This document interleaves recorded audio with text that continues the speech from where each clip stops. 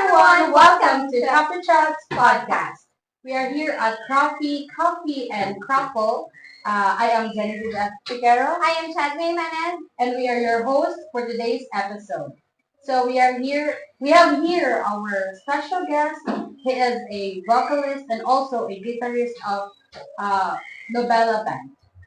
And Novella Band is a Philippine-based rock alternative band from Cagayan de Oro, and they won Philippine Music Laban champion in the year 2014. So, hi sir. Hi. Sir Mark. Mark. Hello. Mark Chester Crisostomo. Yes, tama. Nagulbaan ni Sir Kay. Paano si Sir? Iloy, dalagot. Kumusta man ka karon, sir? So far so good. Kayod gyapon. Pero gig gyapon every night. So, before aning concert na buo ninyo ang band, unsa man mo sa una? Like, unsa inyong gikabisihan? Nga na. One, studies, then the same time din kay na-meet na ko akong mga kauban gyapon sa school sa gyapon. High Yeah, school friends to friends. Ayan na po. So, What's pero your na, kanang favorite song ninyo na-compose and what's the story behind that? one, akong ganahan na song na miss katong Alab. Ano? Alab kay kuan mo ko siya urag motivation siya sa self na pabilin ka pumito na na imong desire imong kanang itong kalayo sa imong heart na magpadayon.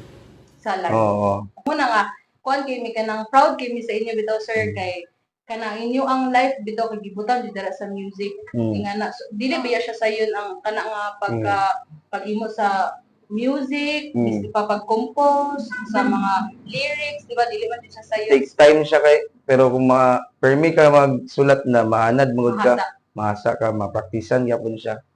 Then dayon kanang urag mga kuan lang ka, mangayo lang gyapon kag ay kuan kuha lang kag motivation sa uban ng mga artist. Your experience? Inspiration. Kaya kasi inyong mga favorite na artist sa inyo? Sa kuha kay katong mga high school ko kay ako usually akong ginapaminaw magud kay mga mga Christian rock songs mga then hantod sa sige ko kuan play hantod nagminaw lang ni ko bisag unsang artist ako kay makakuha mo ko idea gud sa mga every artist. Mga kuan lahi-lahi man akong genre lagi paminaw kog hip hop paminaw kog mga rock songs paminaw kog sa mood na ko everyday mood mo gud na nimo everyday What inspired you sir nga kanang na ikaw ani mo ni nga gusto ka ani nga passion? dili man kanang wala gid ko nag-school nag self-taught lang ko kay sa church kanang ang papa magud kay nasa church pod kami family dako mig church then na may mga instruments ba sa church so libre man na siya na kun-ani mo so magatuon lagi mi sa church then Naman gyapon na mo sir pero dili pa sa imo like ang dedication. Okay wala diri mo go happy good. So sa kuan sir, sa kadaghan nga inyo ang na-guest ng mga kanang bar, asa may Pinakalayo sa Luzon. Luzon? Nag-gig with me sa Luzon last year. Nag-stay me to for almost 3 months. Then, balik na pod mi. Wag ana-ana ramon gud mi kung na may project sa Luzon. Ato na pod mi. Taas na kay inyo ang concert no? Na-establish ba? Kay since Almost. 2010 good mo. Mag 13 years na. For 4 years na ay award. Oo. Hindi kuha na to nga award sir. Tell us more na Katong Music Laban. Kanang man to from Cagayan de Oro nga audition.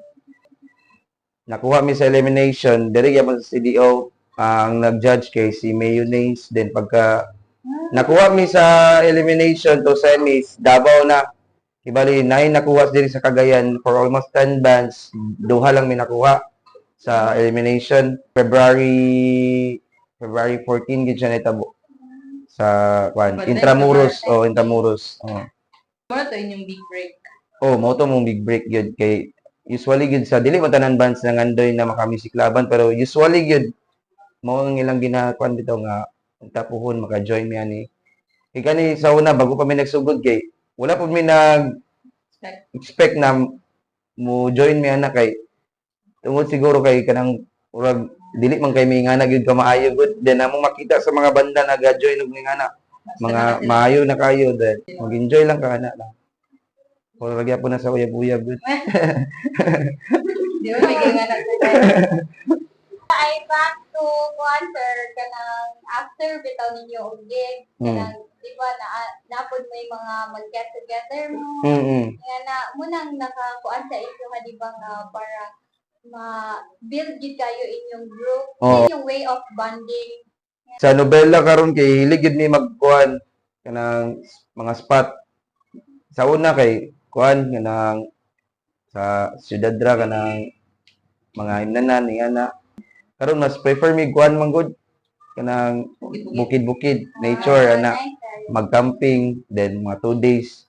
Nice mo sa bukid kay no dili mi kay maka-focus sa cellphone kay walay signal. Just kami gid maka-jam nga kami gid magtapok gid. also kuan pud mo like coffee Coffee. Hilig gid coffee. Labaw na ko. Ha? Makatiga og mata.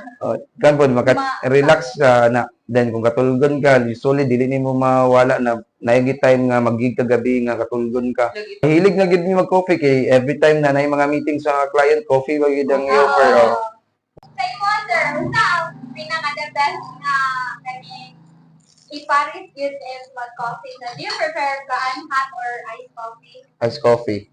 Unsa imong prefer nga ay sige best na Pare sa coffee. Para sa coffee. Uyab, joke. Lami man ang kuan kanang Condenser ba? pandesal. Kanang kuan ba sa morning. Pandesal gina Pinoy beta. Lagi sa una kay init pa man karon kay bugna mo sa relo. Ano lang gid ko karon. Nag-lesson ko coffee. Laylo kay kusog mo alak pod. So mas dagan pa space ang concert. Kanang giko na lang ako siya gibahin-bahin. Kaning adlaw. Coffee. Kuy kana adlaw. Thank you so much, sir, for having time karon gud nga maka-interview. Hey, I'm Mark Chester from Novella. Dami page sa Facebook, novella.band. Pwede na yung ma-search din. Instagram po na mo, @novella.music. Napon may mga kanta sa YouTube, napon may mga lyric video dito. Search lang nyo, Novella PH.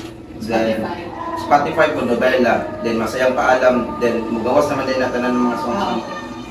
May mga upcoming na mga songs, keep in touch lang sa mga one.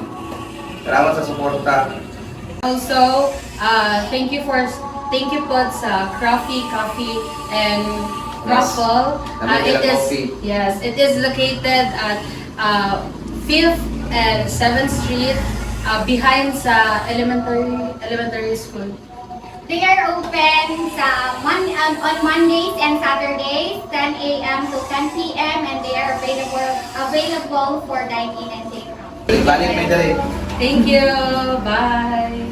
That's it for today's episode. Please like, follow, and subscribe to our social media platforms.